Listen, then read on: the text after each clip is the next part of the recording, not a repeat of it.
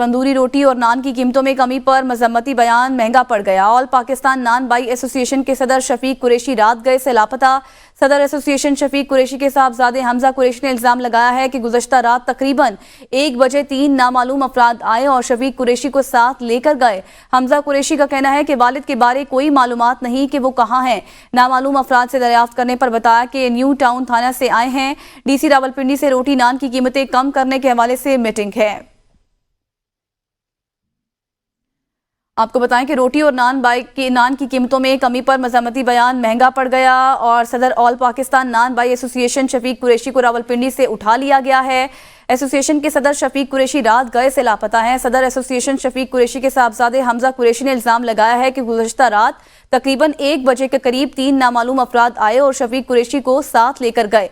हमजा कुरैशी का कहना है कि वालिद के बारे में कोई मालूमात नहीं है कि वो इस वक्त कहाँ हैं। नामालूम अफराद से दरियाफ्त करने पर बताया कि न्यू टाउन थाने से आए हैं। DC रावलपिंडी से रोटी नान की कीमतें कम करने के हवाले से मीटिंग है।